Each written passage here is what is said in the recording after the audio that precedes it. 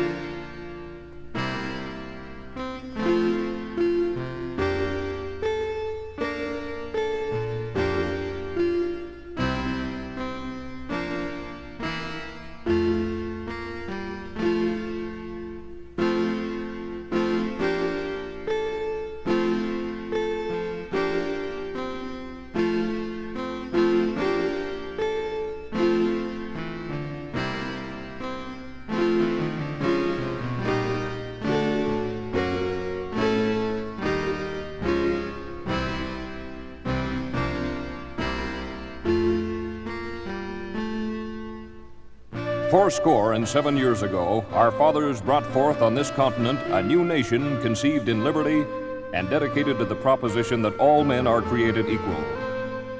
Now we are engaged in a great civil war, testing whether that nation or any nation so conceived and so dedicated can long endure. We are met on a great battlefield of that war. We have come to dedicate a portion of that field as a final resting place for those who here gave their lives that that nation might live. It is altogether fitting and proper that we should do this.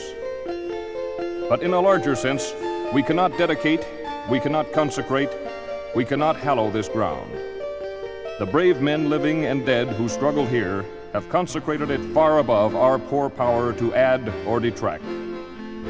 The world will little note nor long remember what we say here, but it can never forget what they did here. It is for us the living rather to be dedicated here to the unfinished work which they who fought here have thus far so nobly advanced. It is rather for us to be here dedicated to the great task remaining before us, that from these honored dead we take increased devotion to that cause for which they gave the last full measure of devotion. That we here highly resolve that these dead shall not have died in vain, that this nation under God shall have a new birth of freedom, and that government of the people, by the people, for the people, shall not perish from the earth.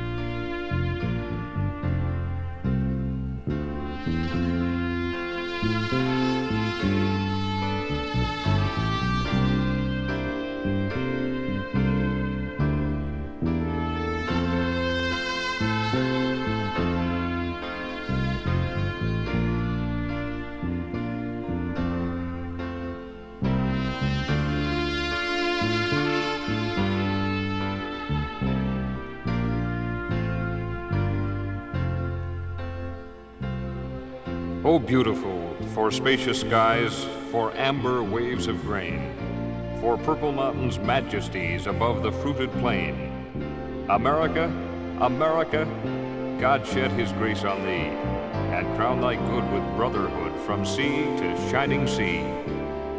Oh, beautiful for patriot dream that sees beyond the years thine alabaster cities gleam undimmed by human tears.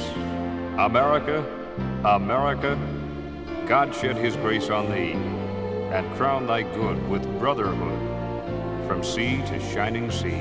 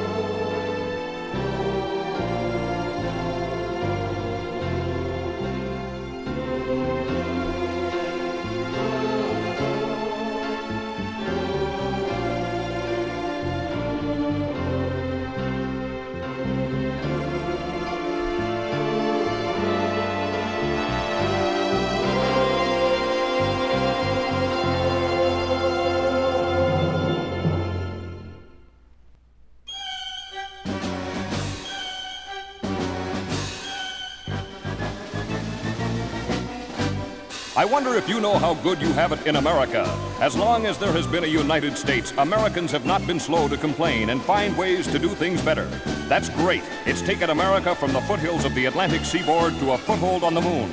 But I can't help but think that all those people who are crying and moaning that the American dream is dead would change their tunes in a hurry if they did what I did in 1971.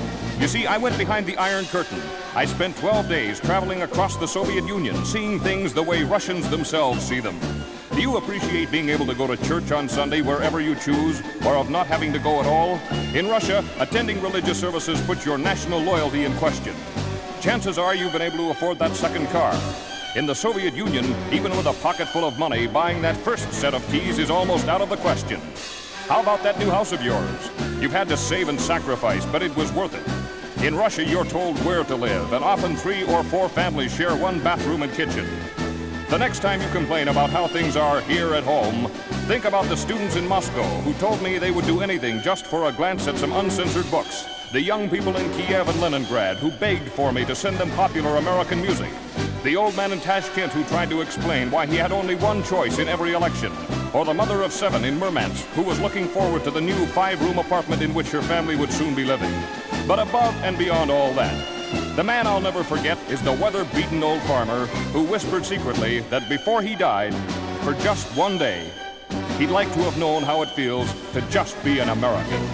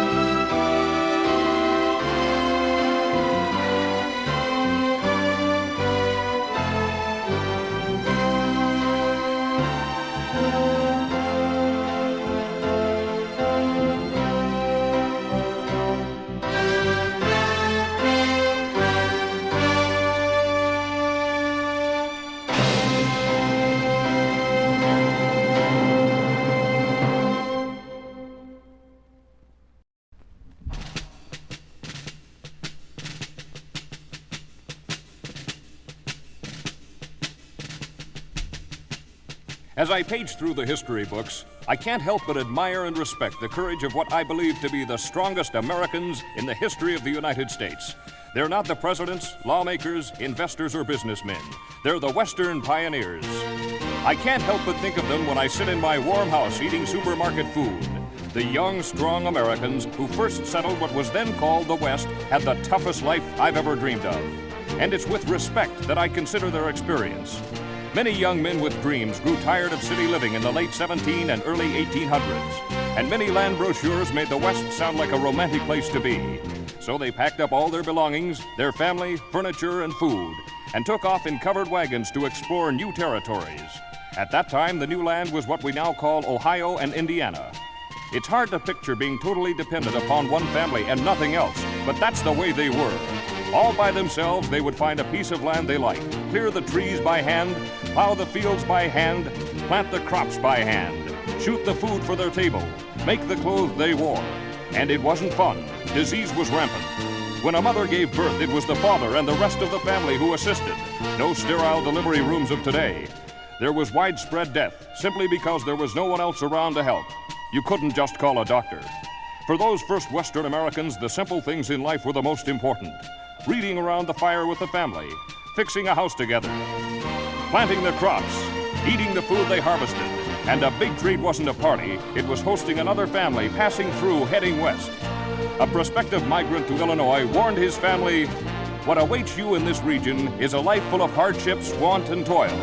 By this choice, we shall close ourselves off from the rest of the world for many years." But they left anyway, searching something better. Without cars, record players, TVs, or radios, they somehow managed to find happiness. And I can't help but think there's something to be gained from looking at their experience. They were people just like you and me, but they went without everything we have, and they may have been happier. The lesson to be gained is twofold. The simple joys of living may be the best. Material possessions are not always the true test of a man. It may be in the way he lives his life, caring for his family and others. More important, the Western pioneers are an example of the spirit that lives in America today. In 1961, we turned to outer space, and John Glenn made it. Since then, we've put men on the moon. Now we're setting up a space station, and shortly we'll rendezvous with the Soviets in outer space. What a long time it's been since a family traveled west in a covered wagon. But to me, it's important that we remember how they suffered and how they lived so that we appreciate the world as it is today. The Western pioneers were truly courageous, and if they were alive today, they would have been the men in the last Skylab mission.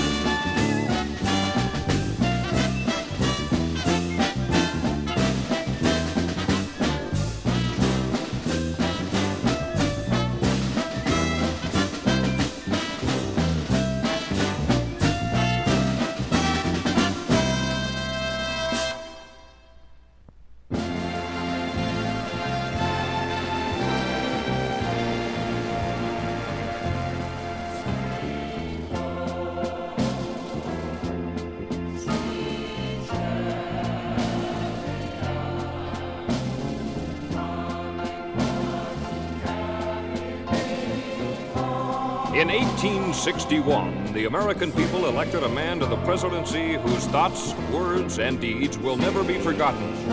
In terms of a person, you might have voted him most unlikely to succeed.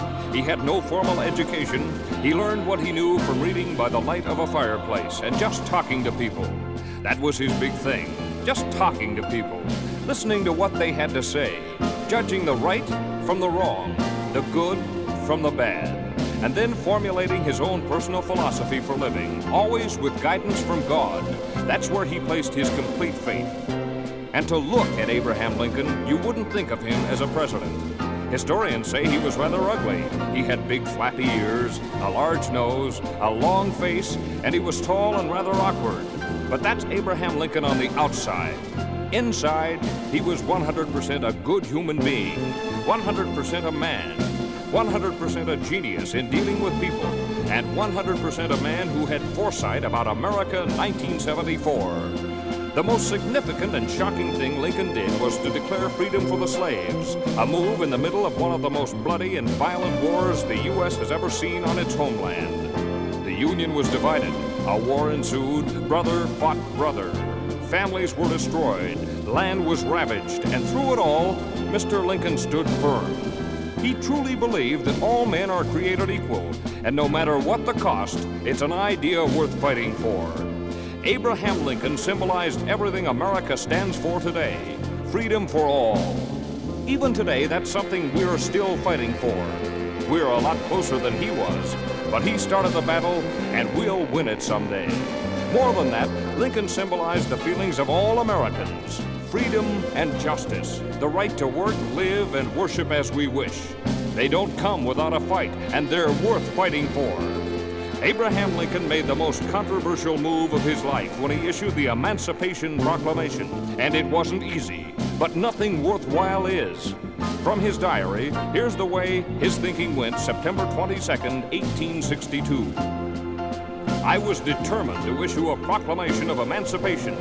I made the promise to myself and to my Maker. I am going to fulfill that promise. I am here. I must do the best I can and bear the responsibility of taking the course which I feel I ought to take.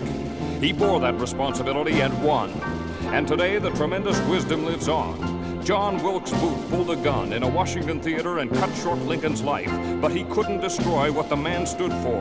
I believe if Booth knew at the time what he was destroying, the trigger would never have been pulled.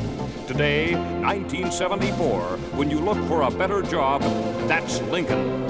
When you move to a nicer home because you've earned more money, that's Lincoln. When you demonstrate peacefully against a government policy because you think it's wrong, that's Lincoln. The fight for freedom is Abraham Lincoln. And today, Lincoln lives on.